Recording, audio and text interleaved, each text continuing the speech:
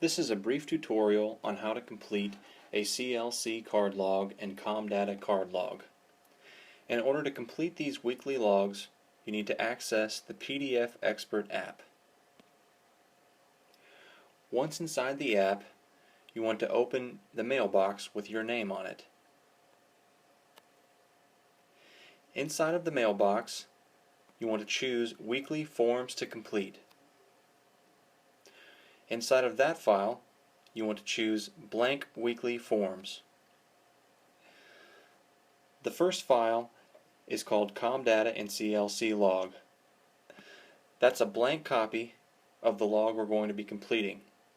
But before we start, it's important to make a copy of that log so that you can make multiple logs if you have several employees to fill out a log for.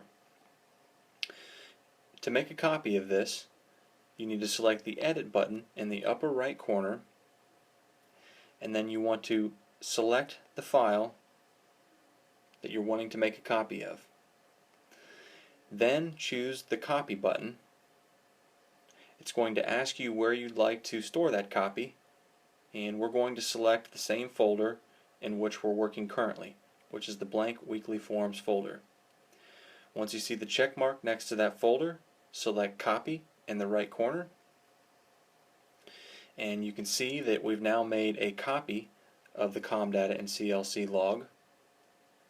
We now want to rename that log so that we know it's the log we're filling out for a specific employee.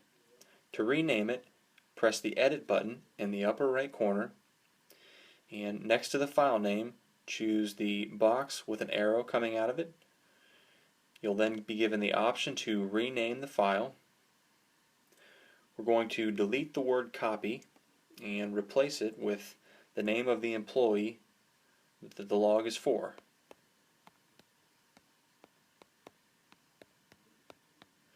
And we're also going to put the ending date for the card log.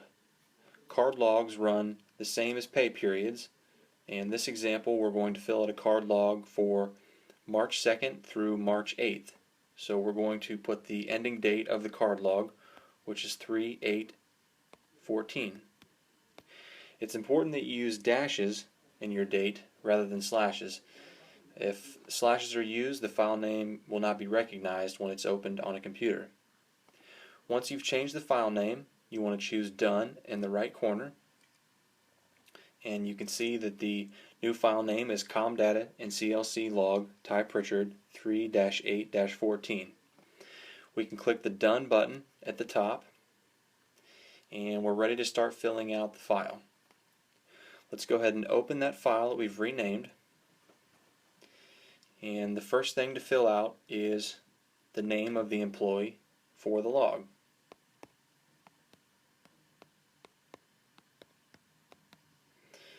The second thing is the dates, and again, the dates run the same as the pay periods from Sunday to Saturday. In this example, we're doing March 2nd to March 8th.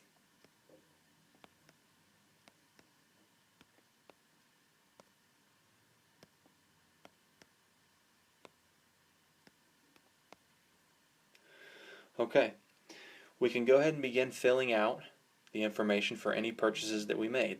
There's two sections of the form. The top section is for vehicle repair and maintenance purchases. That's going to be for motor oil or wiper blades or oil changes, or if you have to take the vehicle to a shop for a repair. That's going to be for any purchases made pertaining to maintenance and repair. The bottom section is for everything else. Basically, that's going to be for material, it's going to be for fuel, and basically all other purchases other than vehicle repair and maintenance. So the first purchase we have was for some wiper blades. On our receipt, we've got a date of March 5th, so we're going to fill in that information. And the next part of information we're going to fill out is the supplier or merchant. In this case, it was Napa Auto Parts. Next is a description of the purchase. In this case, it was wiper blades. And the next portion is the work order or job number. Sometimes it can be difficult to remember this information. However, on vehicle repairs, it's not important that we remember this information. That repair purchase is going to be charged to that vehicle, and a work order is not relevant. So we need to fill out the vehicle number. In this case, it was for SR47.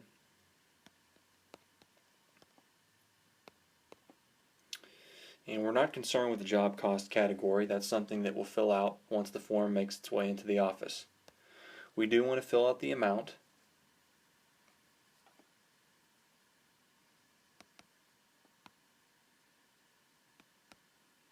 $22.12. Alright, and the next purchase we made was for some fuel. We want to key that in the bottom portion of this form, since it's not pertaining to vehicle repair or maintenance. So again, we want to fill in the date. In this case, it was March 8th.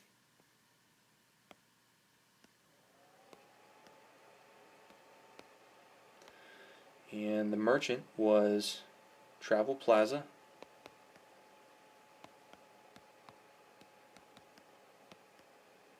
Description of the purchase is fuel. And in this case, we do need a work order number. Fuel gets charged just like material or any other purchases that are not vehicle repair or maintenance related to a specific job. And again, it can be difficult to remember what job you were working on when you made a purchase. So a helpful tool is to go back and use TimeStation, our online time clock, to see where you were or what job you were working on when you made a purchase. So in order to access that, we're going to close out temporarily of PDF Expert, and we're going to open Safari, which is the web browser. Once we have a web page, we can go ahead and look up TimeStation. And we can click Login. And you're going to use the login information you've been given. Once you're in TimeStation, you want to find the employee in which you're filling out the form for. It may be yourself, it may be your helper, it may be somebody on your crew. You can do that by clicking on Employees and scrolling through the list. Select the employee, and if you scroll down, you'll see the entire history of where that employee has worked and when they worked there. This is complete with dates and work orders. This particular purchase was made on March 8th, so we're simply going to go down and we're going to find that in March 8th that employee was working in Amarillo, Texas on work order 140-220-0028. And what we're going to do is we're going to touch on that work order number and hold until we get the option to copy. We then choose copy, and we now have that saved on our clipboard, so to speak. So we can temporarily go back out of our web browser and back into PDF Expert. We then click on the spot we want to type in the work order, click it a second time, and choose Paste. That keeps you from having to write down the work order number or memorize the work order number when you go back into PDF Expert. The next thing we're going to fill out is the vehicle number. In this case, it was SR59.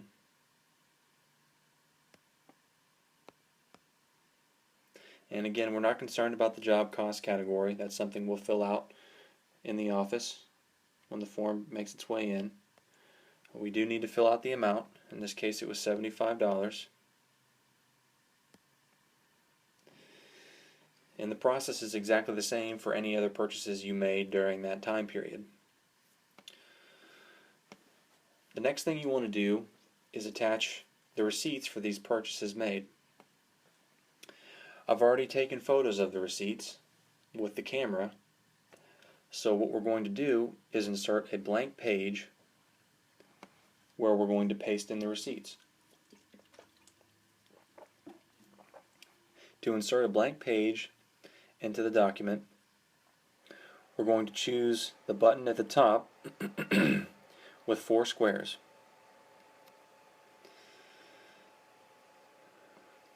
Once you see this screen, you're going to choose the button at the top right that looks like a rectangle with a plus sign. That adds a page to your document. We've got several receipts to add, so we're going to do that a couple of times. We're going to confirm that we want a page there. We're going to do the same thing again. Confirm that we want a second page, and you can add as many pages as you need to depending on the amount of receipts you have.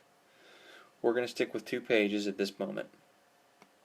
Once you've added your pages, in the upper left corner you're going to click Close, and you can see you're now viewing one of the blank pages. If you slide from left to right, that's the second blank page. Slide from left to right again, and you can see there's your form. So we're going to slide back over to the first blank page. We're going to touch and hold anywhere on the page, and we're going to select Image. Again, I've already taken pictures of the receipts, so I'm going to choose from my photo library. We're going to choose Camera Roll, and I'm going to choose from the photos of receipts that I've taken. The first one I'm going to select is here. We're going to choose Medium Quality, and then I can enlarge the receipts so that they can be viewed. The easiest way to do that is to move the photo into the upper corner of the blank page and then enlarge it to the largest size. At the top you want to click Done, and you can see by sliding back to your form that we now have receipts on the second page. We have another blank page because I have more receipts, so we're going to go through the same steps. We're going to touch and hold anywhere on the blank page. We're going to choose Image. We're going to select our photo library, choose from the camera roll, and then select the picture of the receipts you would like to paste into the document. Again, choose Medium Quality. We're going to resize the picture and choose Done, and by sliding from right to left or left to right, you can see that I've now added 6 different receipts into my document. And you can do this as many times as necessary until you get all the receipts entered into your document.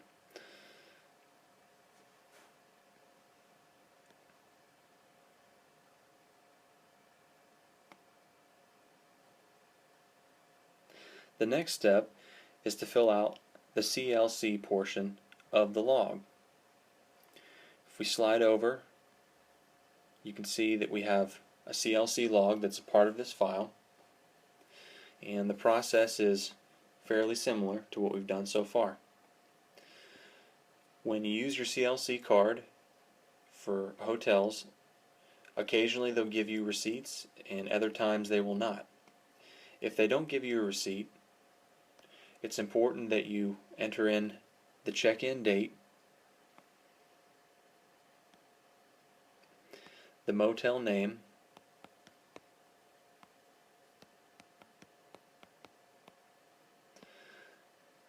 the city and state,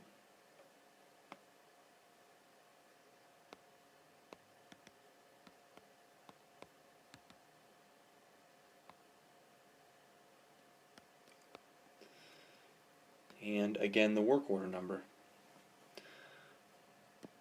And if you can't remember the work order number, again the easiest thing to do is temporarily exit PDF Expert and go back into a web browser where you have TimeStation open, and you're going to look for the date where yourself or this particular employee was working on March 5th. You can see here's March 5th, so we're going to touch and hold the work order number, choose copy. We're going to temporarily exit the web browser and go back into PDF Expert.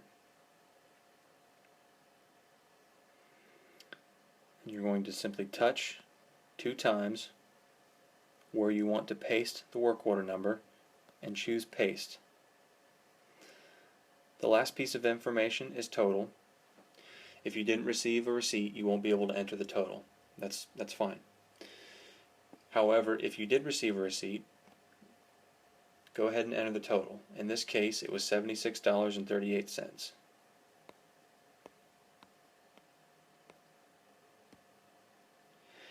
And the process is exactly the same for any other hotels you stayed in.